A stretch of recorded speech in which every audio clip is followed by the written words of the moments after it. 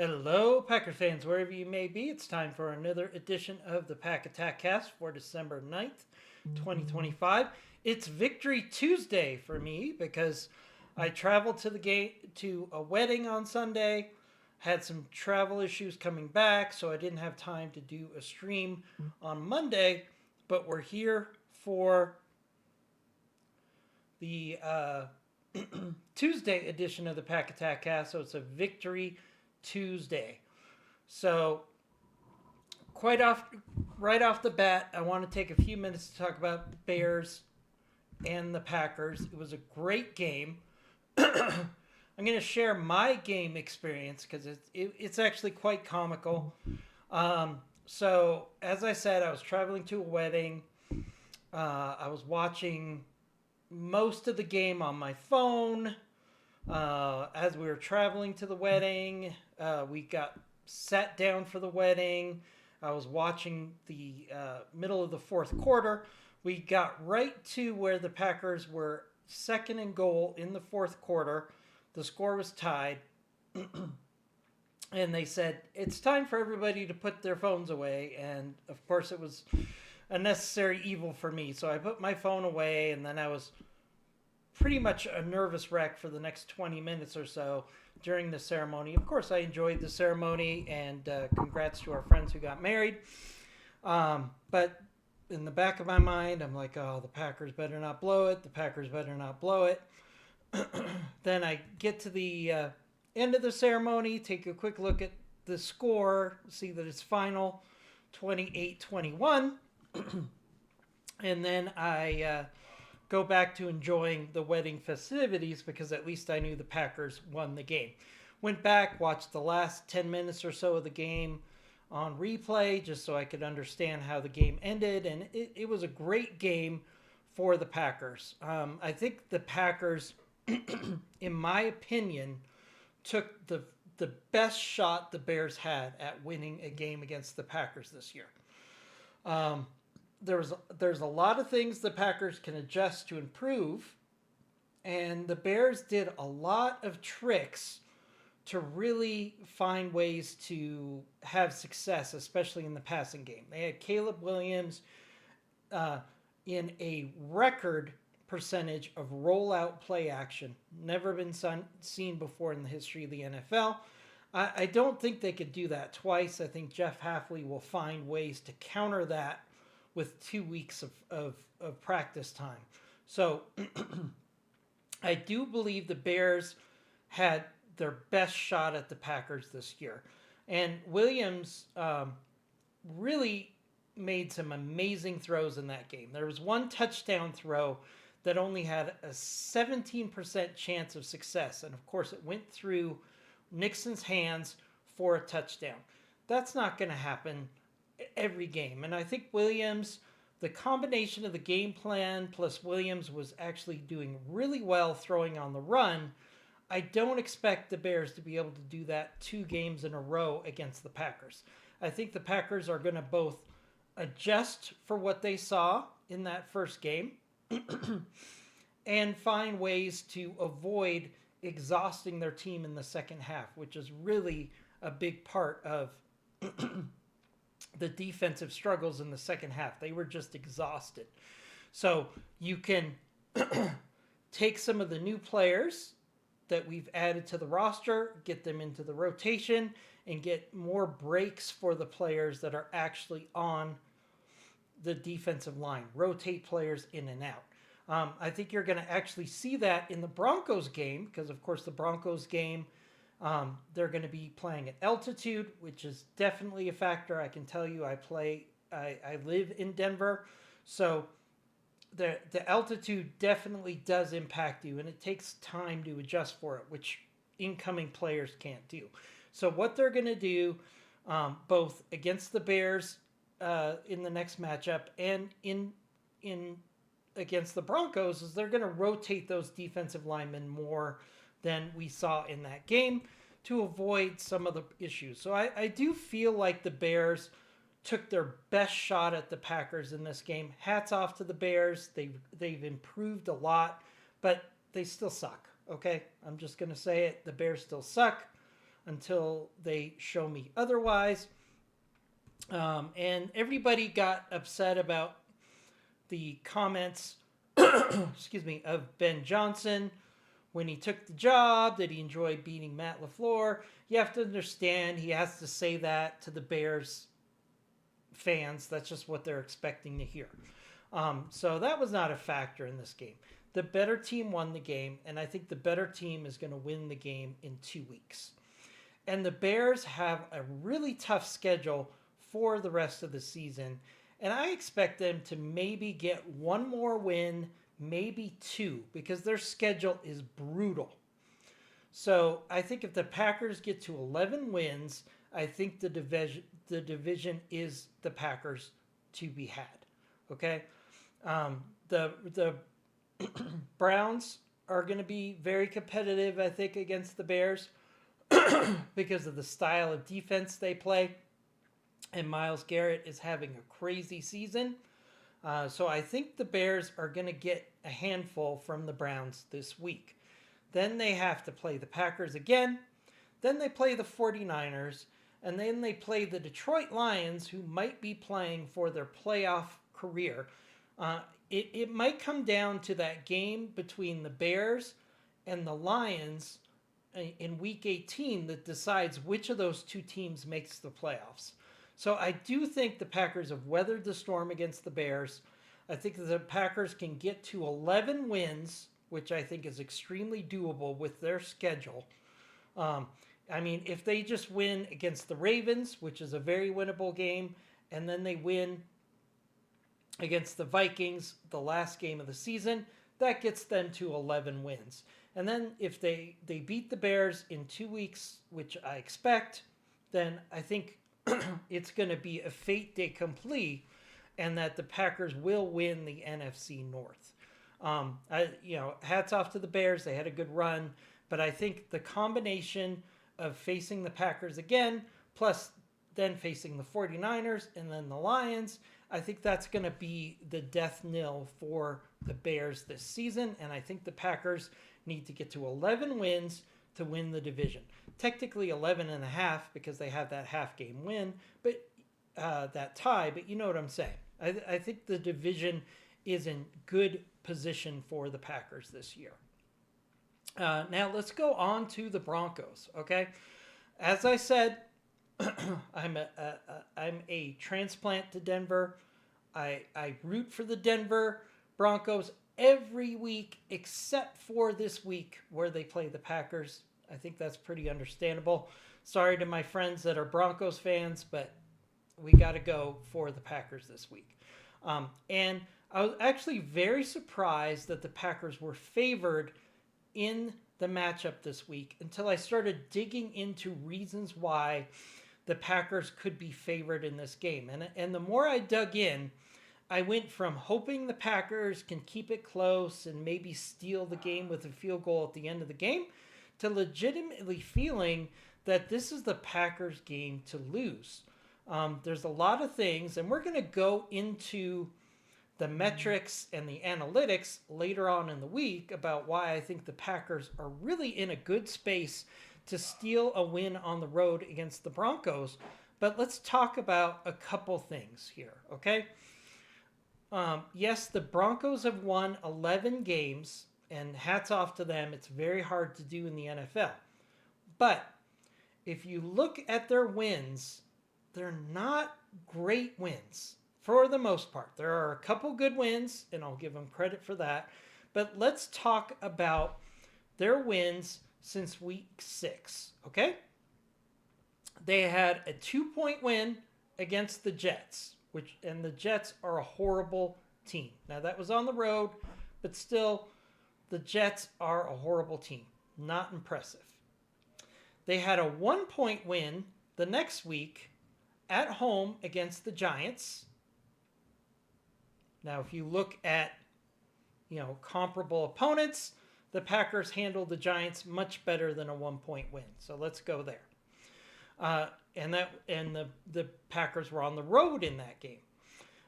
They had a solid win against the Cowboys. Going to give them credit for that. They had a 3-point win against the Texans. Now, the Texans are a solid team, but a 3-point win doesn't really give me a lot of confidence in the Broncos. All right. Then they had a 3-point win, 10-7 against the Raiders. I actually went to that game. Not a very impressive win at all. That game was pretty much who wanted to lose the game the least. That was not a very impressive win against the Raiders at home, 3-point win. Then they traveled to Kansas City. Kansas City's now 6-7. So, not really an impressive win there. Again, a 3-point win at home. Actually, that was at home, and they had a 3-point win against Kansas City. Then, the next week, 1-point win in overtime against the Washington Commanders, who are missing their starting quarterback. And let's face it, the Washington Commanders are just not a good team this year. 1-point win in overtime. Not an impressive win. Then they play the Raiders again. 7-point win at the Raiders. Again, the Raiders just are not a very competitive team. So if we look at the Broncos' wins, great. They've had a great run. Hats off to them. And again, it's hard to win games in the NFL. But I just feel like these close wins against bad teams are doing two things. Number one, they are setting this standard that the Broncos are perhaps better than they are as a team. Number two, I think the Broncos are in danger of having complacency in this game. They've won 11 games. So at some point, you start to feel yourself once you win that many games in the NFL. If they don't take this game against the Packers seriously and give it everything they have, I think some of these easy wins could turn into a challenge for the Broncos when they're facing a really good Packers team that I think travels well on the road, plays well on the road, and I think the Broncos might be surprised with how game the Packers are in this game. The Broncos have feasted on a lot of cupcakes, okay? Since they played against the Texans, they've beaten the Raiders twice, Kansas City, who's, again, not a good team, the Commanders, not a good team. So are they lowering their quality of play to their competition, and will that open the door for the Packers to come in and perhaps steal a game on the road? All right. So winning 11 games, I think the Broncos might be due to have a bad game. We've seen the Packers have bad games.